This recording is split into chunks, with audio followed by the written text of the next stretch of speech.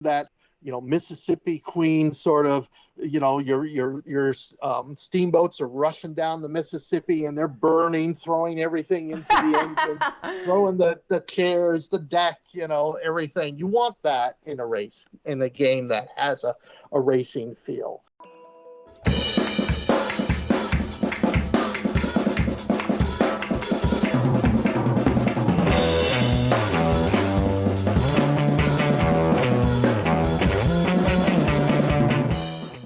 Cardboard Creations, where we discuss the process, techniques, and inspiration for designing board games. I'm your host, Candice Harris, and I'm super excited to be here today with Tom Lehmann to find out how Res Arcana was created.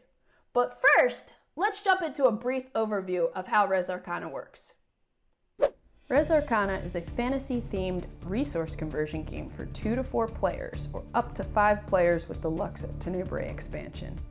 Each player begins the game with a unique mage, a deck of 8 artifacts cards which can be drafted or randomly dealt during setup, one of each essence and a gold as starting resources, and a magic item.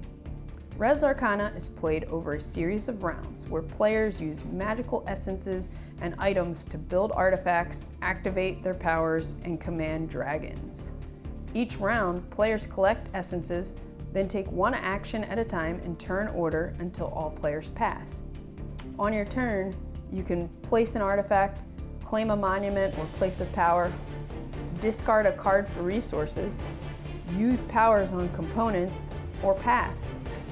After all players pass, if any player has 10 or more points from their placed artifacts, monuments, places of power, and the first player token, the game is over and the player with the most points wins. Otherwise, begin the next game round. Hi Tom, how's it going? Fine. For those of you who don't know me, I'm Tom Lehmann. I've been designing games for 30 years. I'm a freelance designer. I'm probably best known for Race for the Galaxy, for my work on the pandemic expansions with Matt Leacock, and for the subject of today's show, Res Arcana. That's right. I am super excited to be talking to you today.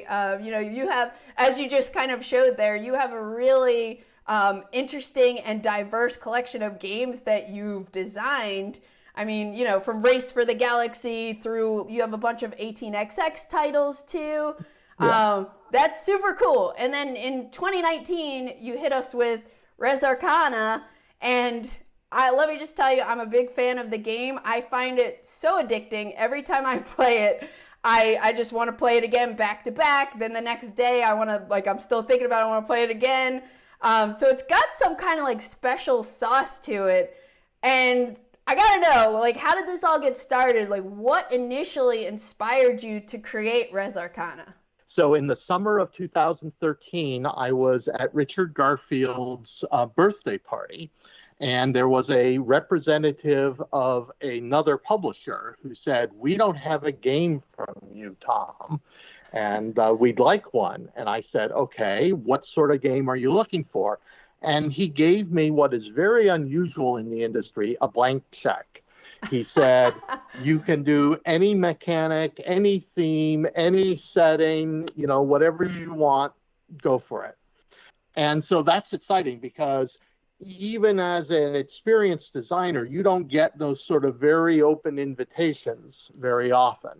So I've been thinking a lot about drafting, and in particular about what's called a Rochester draft.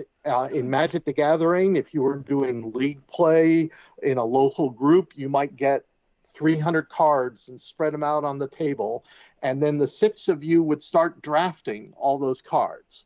And as you can imagine, you don't do that unless you're going to play, 6 months of games with it, because it's absolutely exhausting to do. And that's in part because you're staring at 300 cards. Which one card do I want? That's a lot to process. So I was thinking about, well, how do I make a game where drafting can actually be done, very easily before a game gets going? So that was one idea that I had in mind. Cool. I'd also been working a lot on a near future stuff with pandemic state of emergency, with diseases jumping from animals to humans and all of those sort of issues. And I've been just finishing Race for the Galaxy Xeno Invasion, so I've been doing science fiction. So I was going, I haven't done anything in the fantasy or a historical setting. And so I wanted to do something there. So that was a second thread. And the third one was a mechanical one, which is I'd never done a resource conversion game, where you're converting resources from one thing to another thing to another thing. So those three ideas sort of came together and they started me off on the design. Now, I design a little bit differently than most designers. I go to a tea shop with my clipboard and I just sit there, sipping tea and writing down names of interesting things. I'm just working with names at this point in the design.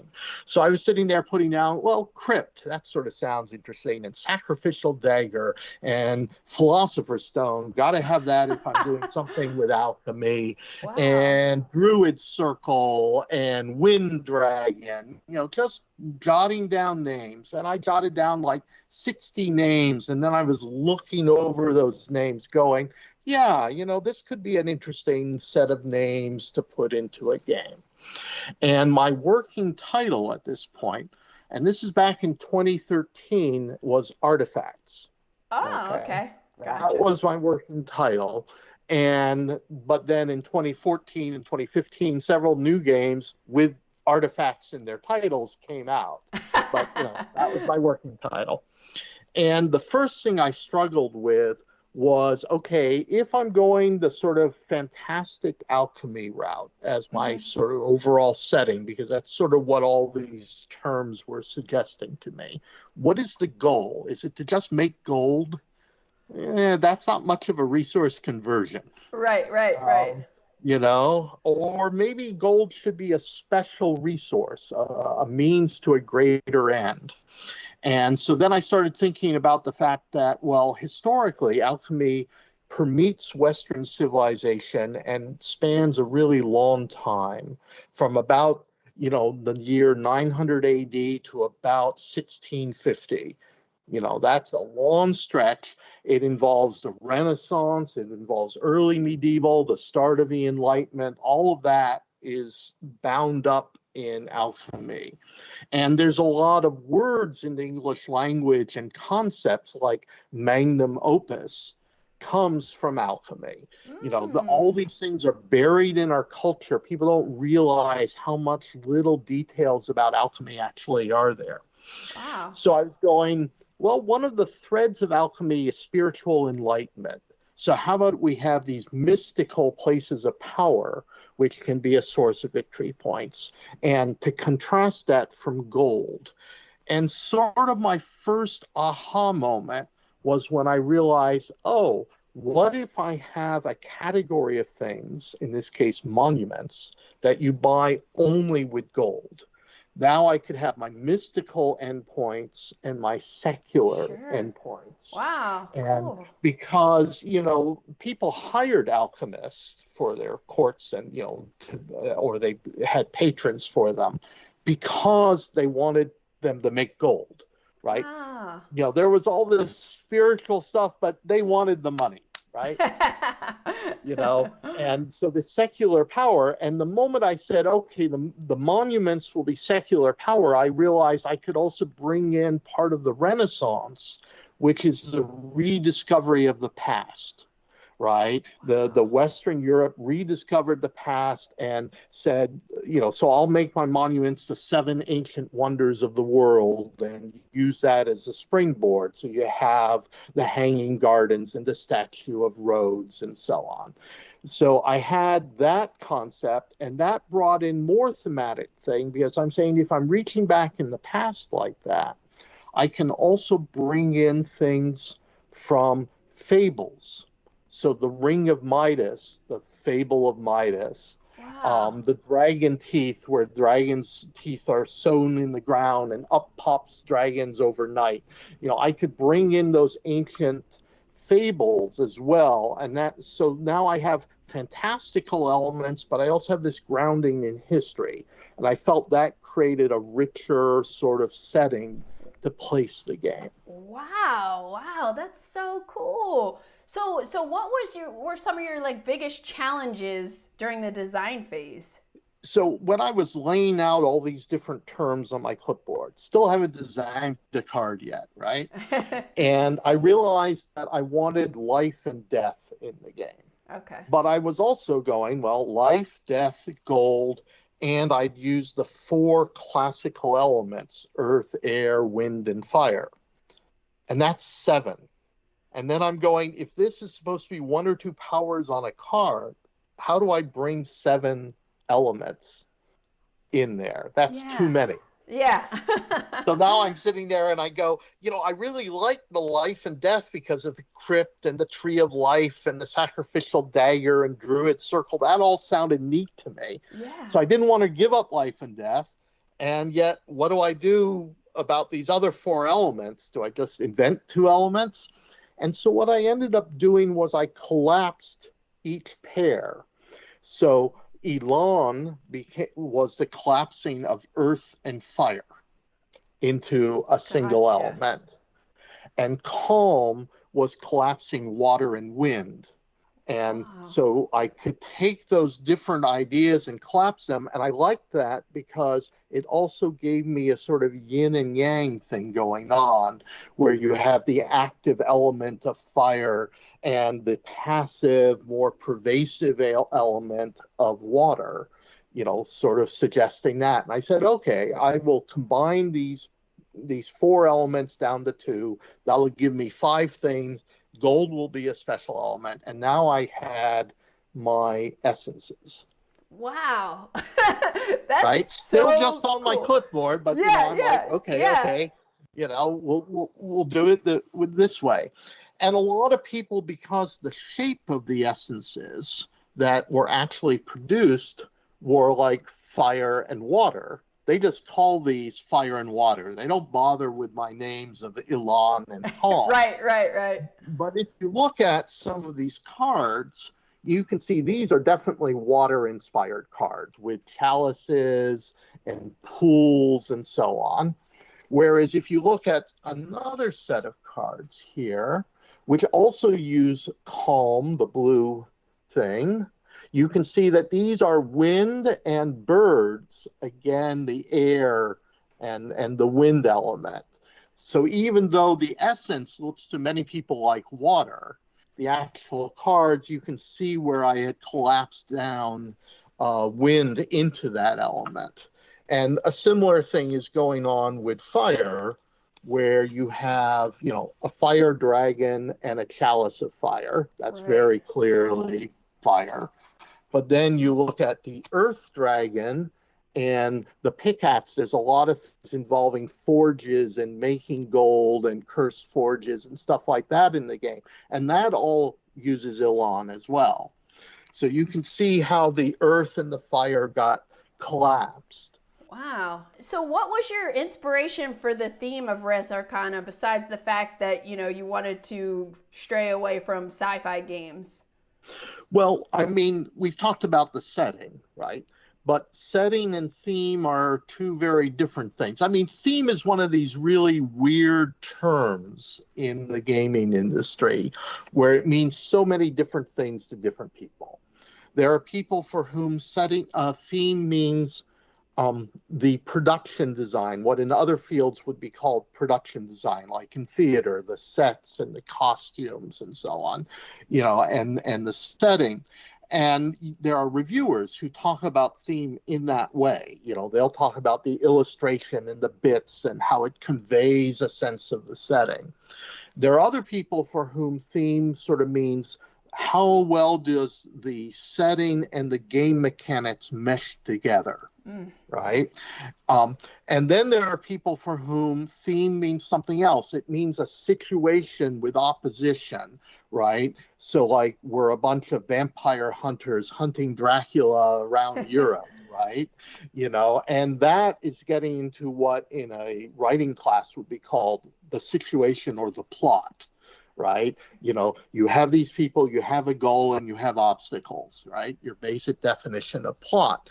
And there's still other people for whom, no, that's not theme. Theme is when there's narrative content as well, right? So you have this huge spectrum ranging from product design at one end to narrative story content on the other when it talks about theme. And the weird thing about how we use the word theme in board games is we never use it in the way your English teacher talked about theme, which is theme in the literary sense of what is the greater meaning of a work, right? I never see a board game reviewer ever talk about theme that way, in that literary sense. Yeah. Right? It's all one of these other things, either story or production design and so on. And it's not my job as the designer to necessarily tell you what my game is about. That's the whole death of the author criticism and all that. Right. But I can talk about what my artistic intentions were.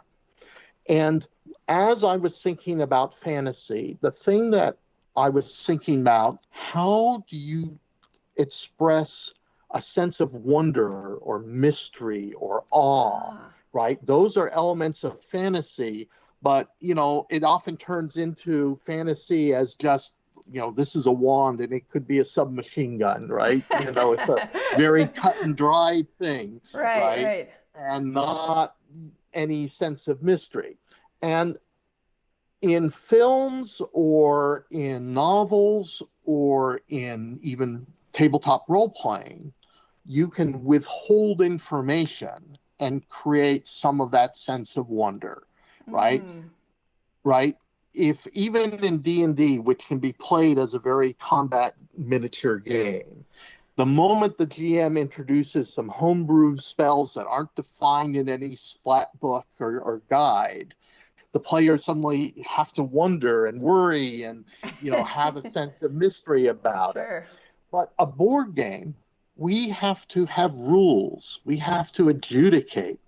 Everything has to be so cut and dried so that we know that's a legal play and that's not a legal play.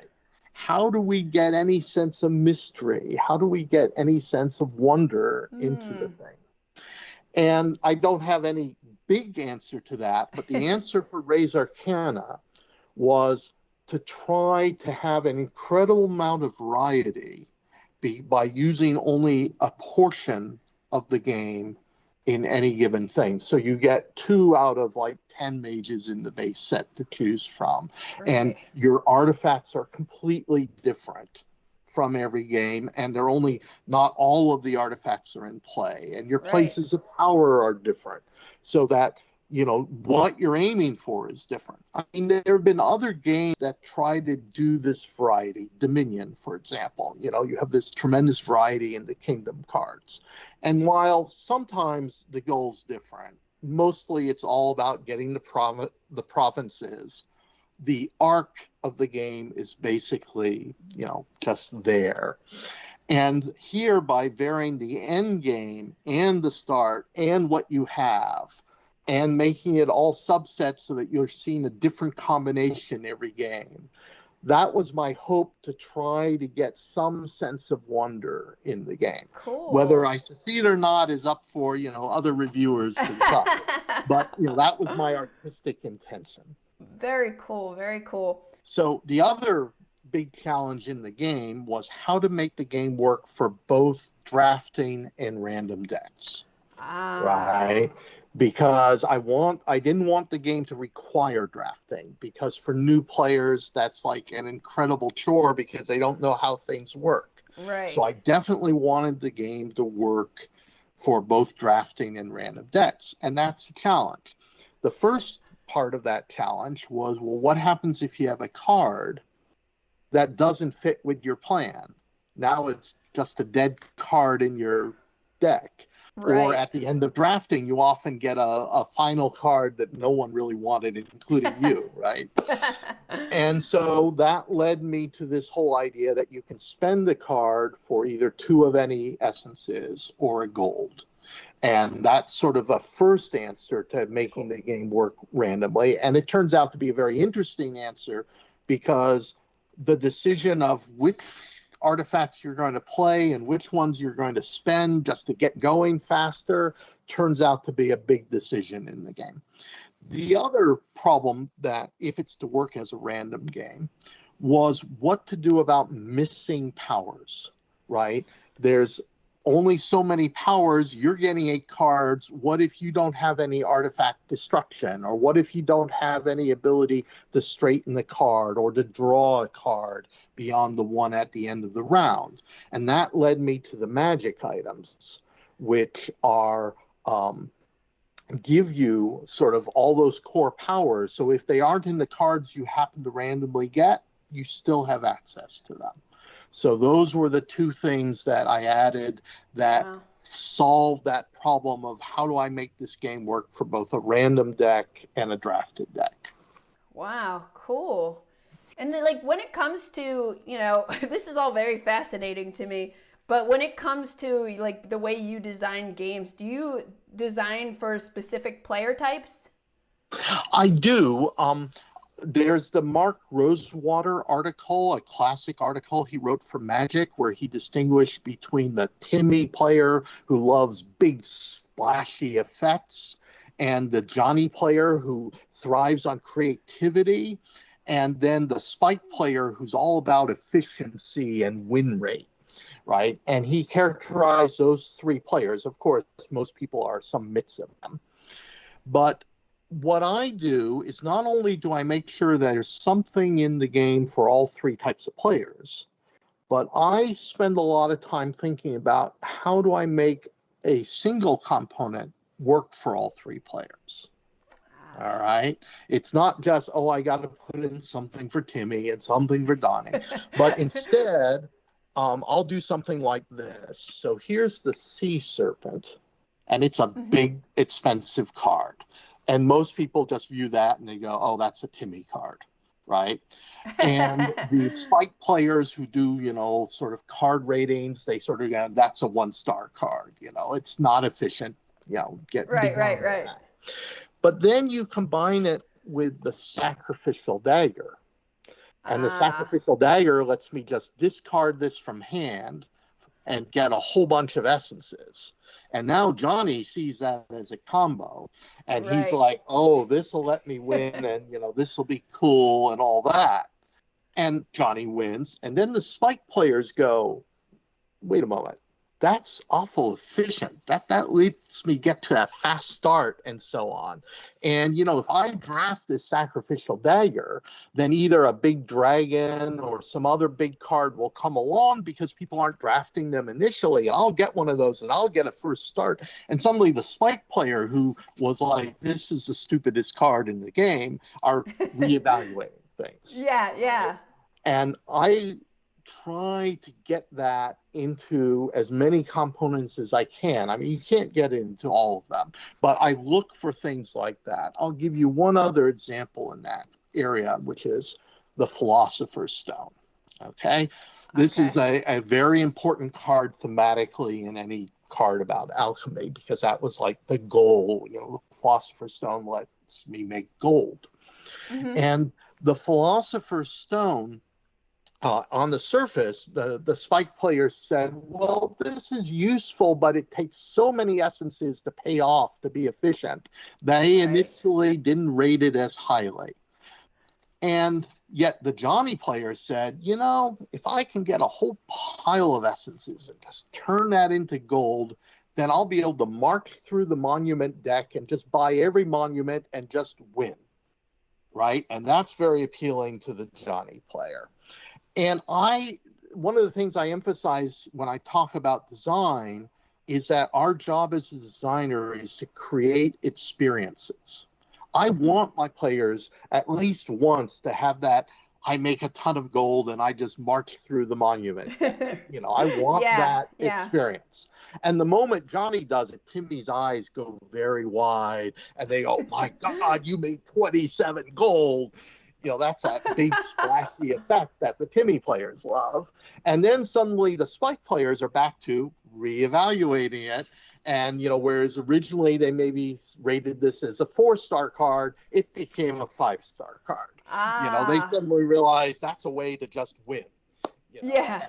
And that's what I want. I want that experience, and I want the cards to work for all these different types of players. Gotcha. Very cool. Man, that's deep. So when you so all along you're doing all your clipboarding and brainstorming card ideas. How did you transform all these ideas into a playable prototype? Well, that took months. Because I do a lot of work on my clipboard. And remember, I'd gotten this invitation, but it wasn't from the publisher and the product manager. So I needed to do some validation before committing myself. Gotcha. So what I ended up doing was I designed about a half dozen cards, a couple places of powers, and so on. And 3 months later, I presented those to the person who had offered me this invite at BGGCon and said, does this feel like a game that you think the publisher in Europe will actually want? And he looked it over and said, yes, I think this is good. You should go, flesh out the design and actually make a prototype and all the rest. So I did this validation. The very first card I designed was actually the Ring of Midas. Okay. So it's a card that converts life to gold as long as you have enough life, and then you can turn it for 1 more gold, right? And it's also worth a victory point itself. So that was the very first card I designed, and one of the cards I showed to the person I was showing the game to and trying to get a basic sense of validation from. So in the spring, I made my first prototype. And because I do so much work on my clipboard, is not uncommon for me. The first playtest never works, but it's not uncommon for me to quickly go, oh, the power curve's wrong, or this is wrong, or the victory threshold's off, make some adjustments, and now I have a working game on my second playtest. This is actually pretty common.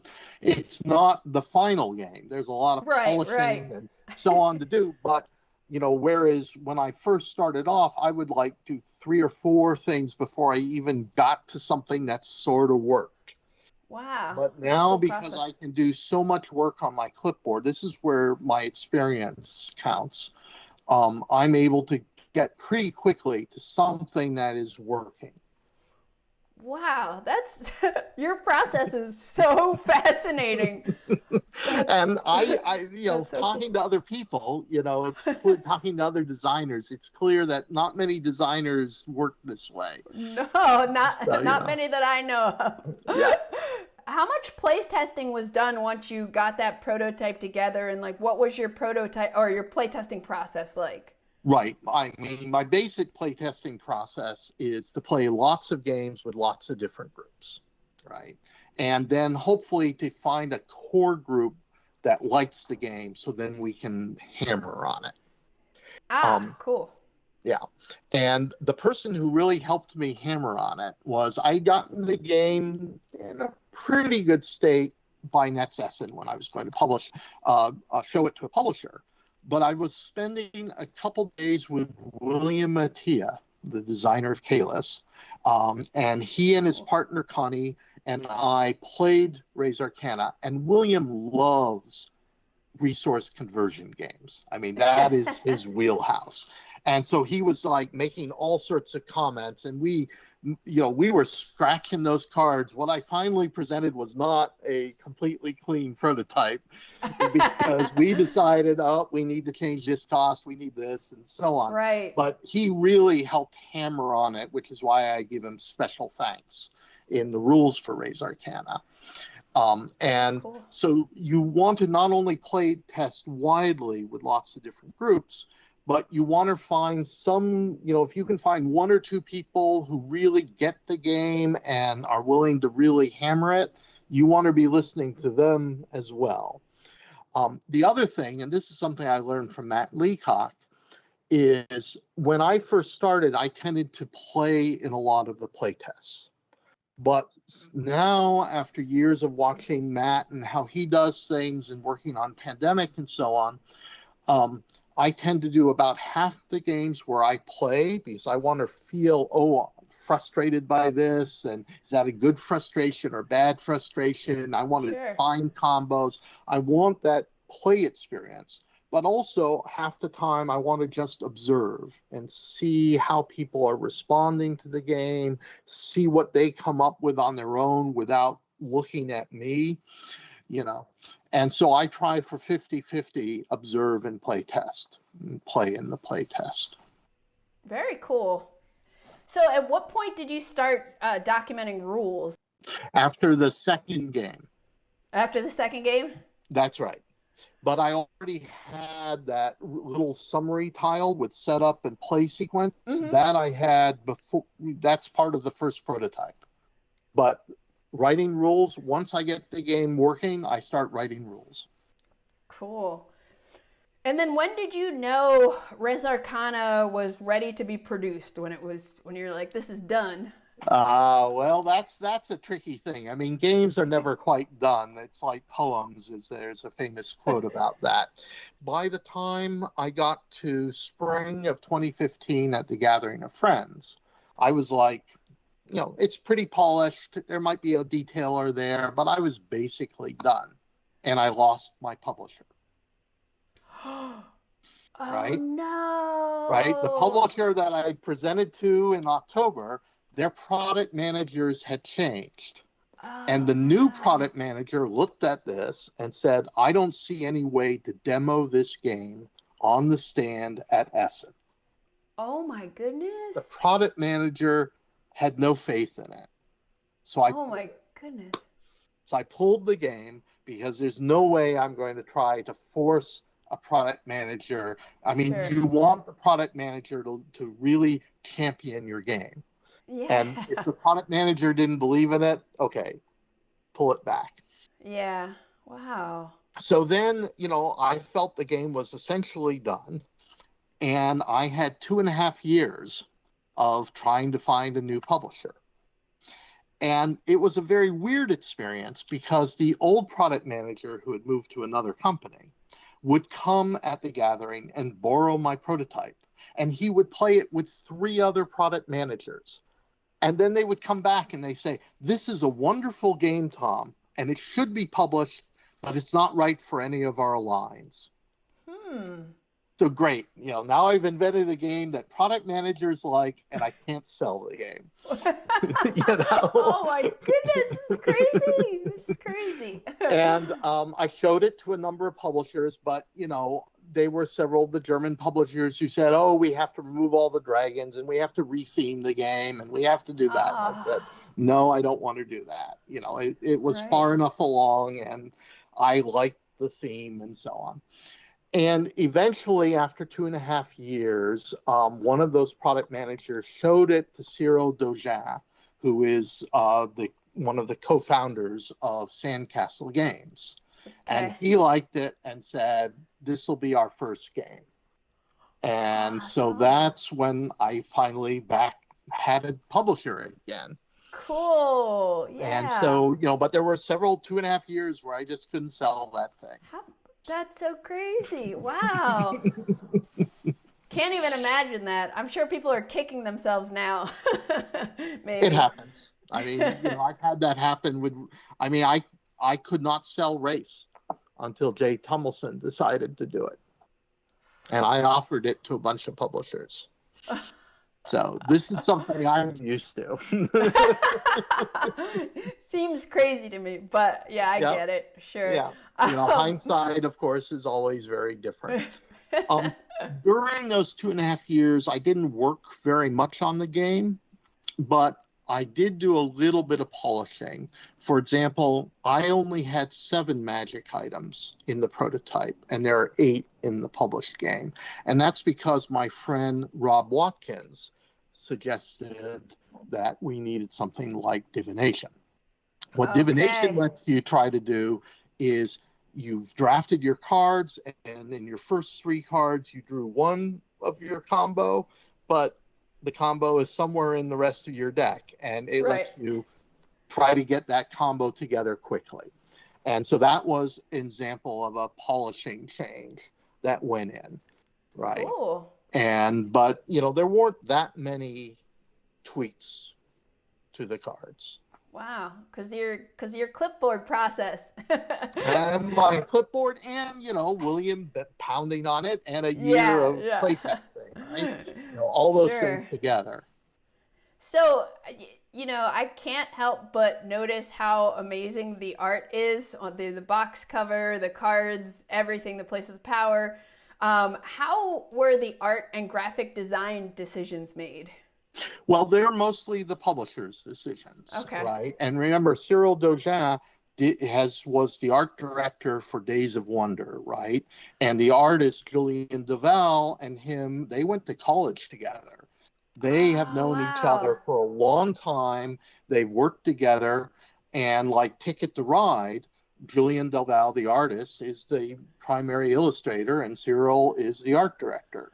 Right. So the two go way back, and they know how to work together, and they had lots of industry experience. Yeah, they knocked it out of the park. And I typically try to just give the titles, not try to say more things. I made one request on one card, but otherwise I just gave the titles to them. And, for example, this is one of the prototypes, right? And then this is the actual place of power. And you can see that there was a lot of, we had a long discussion about whether it should be comma separated or plus separated in the costs. Yeah. I used the colon and they used a triangle. We debated a lot of those things, but essentially, this is Cyril working out the graphics. Very cool. And then Julien going to town on the illustration. Now, Julien's actual illustration here does not have, it has a much more subtle treasure light. And that works as an illustration. But Julien, because he's worked so many years with Cyril, he gives Cyril complete freedom to pop up or to do something afterwards in process. I mean, Julien's doing all of these in gouache on physical board and about this size. And then Cyril has complete freedom to pop up elements if he feels it's needed for its use in the games. So that's really about how they work. Here's another example of my very sparse sort of prototype, and then the actual card. They also, let's see, I had a title which I had as Alchemical Engine, which I felt was more descriptive than the actual historical term, which was Athenor. But they felt that, no, we should use the actual historical term, and so they changed the title back to Athenor, right? Because they felt they wanted this whole sense of homosets is what they were going for. So there are lots of Easter eggs in the drawings. So if we look at the Philosopher's Stone for a moment, okay, notice the checkerboarding at the top. That is from medieval tax tables that you would put your pouch of gold on the checkerboard spaces. Okay, notice over on this side, you have the alchemical symbol for gold is etched in the background, the circle with a dot. That's the alchemical symbol for gold. So there's all sorts of little details in the background of these cards, little Easter eggs sitting there. And that's all Cyril and Julien getting into the project, saying that we want to design it to be like palimpsests. And palimpsests are medieval manuscripts that are being reused, right? The manuscripts were so rare, the paper, the vellum was so rare that after you did something, then you'd scratch it off, rotate it, and then do new writing on it. And they wanted that as their central conceit with all these Easter eggs in it. That's so cool. I'm definitely going to take a closer look at every card at next time I play. So when and how did you come up with the name? I know you said it was originally, you were calling it Artifacts. So when did you switch to Res Arcana? I said Res Arcana, but you say Res Arcana or Arcana. You can say Arcana, right? Res Arcana, Res Arcana. I mean, Latin can be pronounced in many different ways. Of course, any Latin expert will say it's this way or this way, but but what happened, that was again driven by the publishers. I mean, we knew that we needed a new name, and it was going to be a combined French and English production from the very beginning. So that said, we'd like to find a name that doesn't require translation. And that led us to look at Greek and Latin and things like that. And in Latin, Res Arcana or Res Arcana or Res Arcana means arcane things, right? And that, to me, was getting back to these artifacts are magical items. And so, and by using Latin, most of the publishers have just gone with that title. So it's that same title, and the game is in like 11 languages now. So cool. So cool. Wow, I didn't realize it was available in that many languages. They've done a really good job of getting into, like Hungarian and Czech and Polish, a lot of the Eastern European, along with Korean and Japan and Chinese. So, they've done a very good job that way. Cool. And then you also have 2 expansions for Res Arcana. I'm going to probably butcher these names, but Lux et Tenebrae and Perle Imperi. Those are not too bad. Lux et Tenebrae. Right. Okay. And that means light and darkness. Okay. Right, and the other one is power. Pearle pearls Imperi. of power. Right, pearls of power. Right. Pearle is an alternative. Pearl in Latin, classical Latin, is margarita. Oh. And we said that's not going to work. Everyone's going to react to margarita in a different way. Right. So we said, but Pearle was a medieval Latin term for pearl. So given that the setting of the game with alchemy, Pearle was perfectly fine for us. Made sense. So how did those expansions kind of come into play? I know the Pearl expansion especially adds like a whole new layer to the game. Right. What was the development like of incorporating expansions for Res Arcana? Well, it's a little bit weird because there was actually another expansion in all this. Ooh. Originally, I just had the 5 places of power. But as I developed the game, I was going, I want, with the expansions, I'm trying to get to my artistic intention of having a large amount that we're selecting variety for. So my original concept was that the base game would just have the 5 places of power. And the first expansion would give you 5 more places of power, as well as more artifacts. But then, why not pack more of that variety into the base game? And so these expansions became double-sided. So the first expansion actually got merged into the base game. We took the greatest hits of their artifacts, we moved them in, we expanded the number of artifacts, and we made the places of power double-sided. Gotcha. I had always intended that the second expansion would be with the pearls. I felt that changed up the game. I tend to like the first expansion to a game to sort of be more of the same because, your players fell in love with your game. And so for the first expansion, they're not necessarily looking for some big twist. They want more of what they fell in love with. But by the time you get to a second expansion, often players are looking for a little bit of, a twist of some size.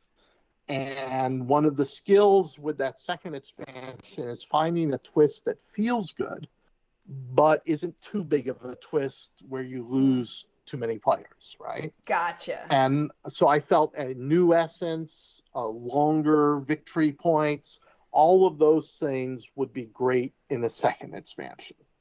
So now the first expansion had merged into the game, and I had this idea for the second expansion, but I had this hole. And there were people who were asking to scale the game up to 5 players. So that's how Lux in Tenebra came about, is I wanted to do something that wouldn't be too radical, that would solve my scaling issues, and be easy to add to the base game. And it didn't exist until I started work on that in 2018, in the last quarter of 2018. I mean, we didn't know that the game would be a hit. We didn't know that it would support expansions, but I wanted to start getting those ideas down on paper. Whereas the Perle Imperi had been done 5 years before, it still needed a lot of revision and further development. But, it was there, which is why, the center of the tray has a space for those pearls and all that. So cool. And what I find, one of the things I do with expansions is I actually have a strategy diagram where I write down all the different strategies in the game. So then when I'm doing an expansion, I'm like checking off, am I doing something to support this strategy, this strategy, this strategy, and so on. And that works well in the sense that it makes the game feel very organic, adding that expansion. But sometimes it gets you accused of that you locked off that first expansion from the base game as a cash grab. Right? And you can look in the comments and you can see several people who make that accusation. And in this case, it's particularly annoying because we actually combined the first expansion. Right. It's like the opposite of the cash grab. Oh my goodness. Tom, so when you were developing these expansions, what kind of challenges did you face in designing those versus the base game? Right. With Lutz and Tenebra, it was figuring out how to provide the scrolls to the player.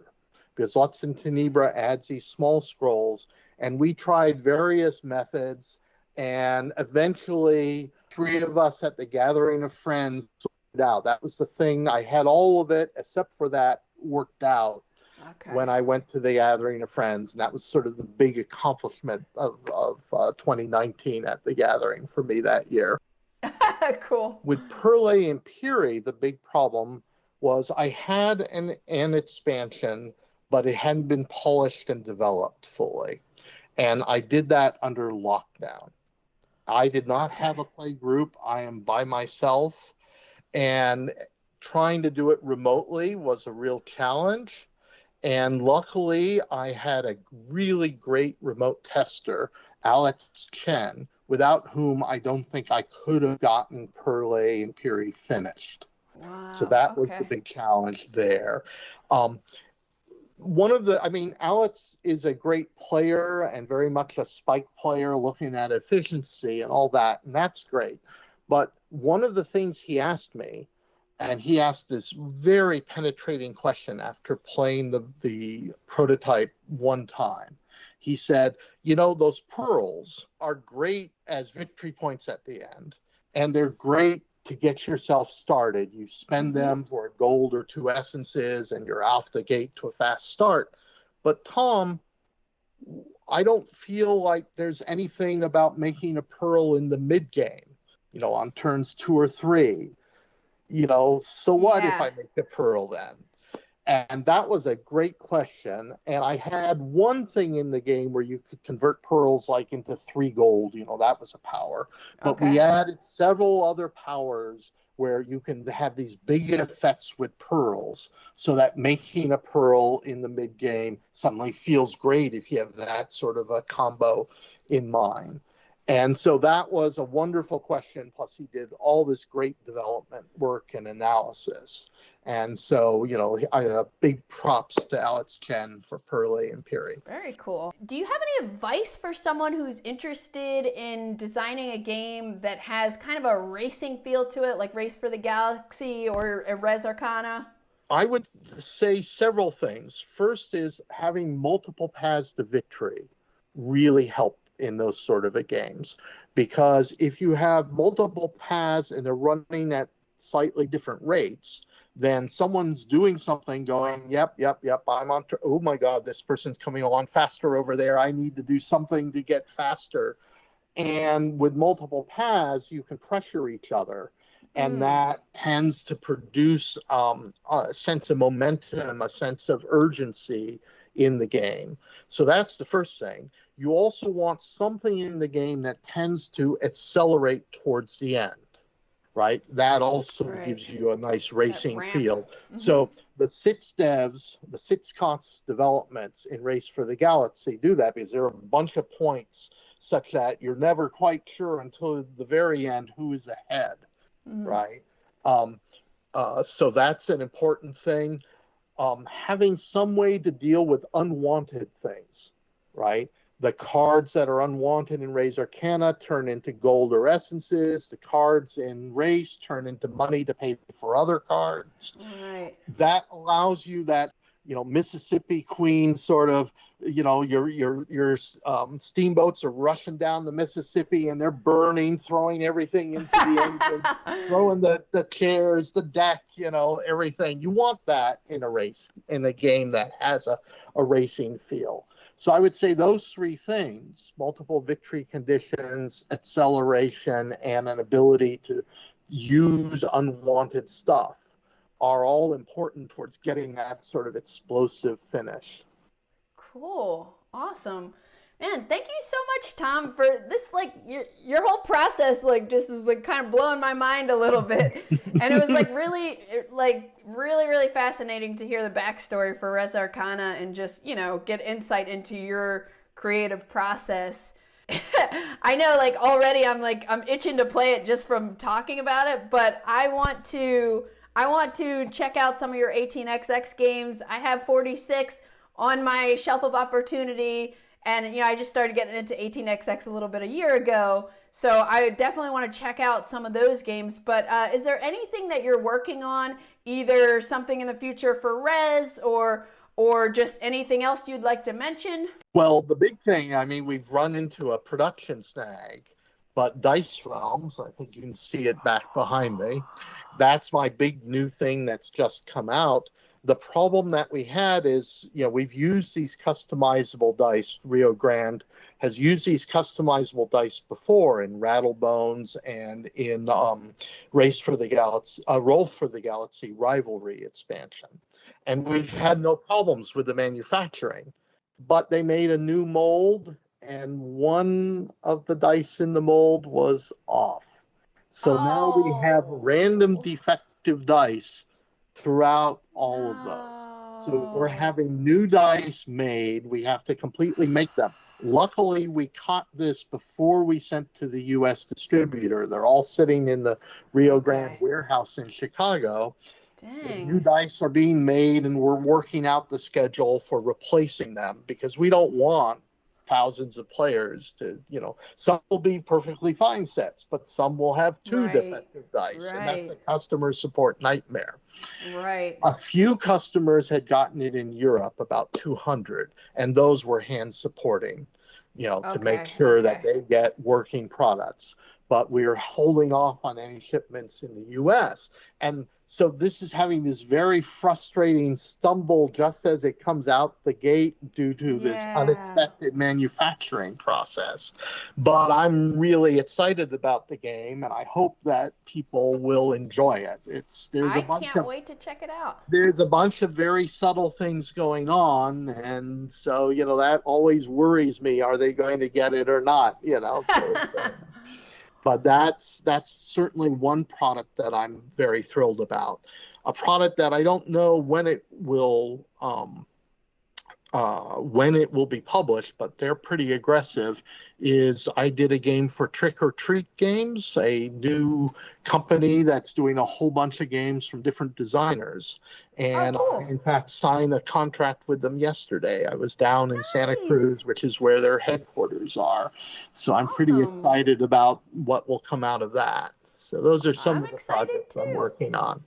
Very Thank you nice. so much, Candice, for your very good questions. I hope I Oh, didn't thank talk too much. No, it was awesome. Thank you so much for being here.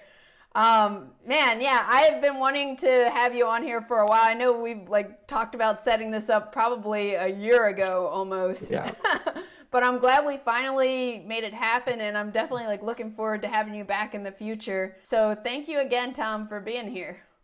And thank you for doing it, and thank BGG for doing this series. Thank you all for watching Cardboard Creations. Hopefully it's been as inspiring and fascinating for you as it has been for me. And remember, the only way to get something done is to start doing it.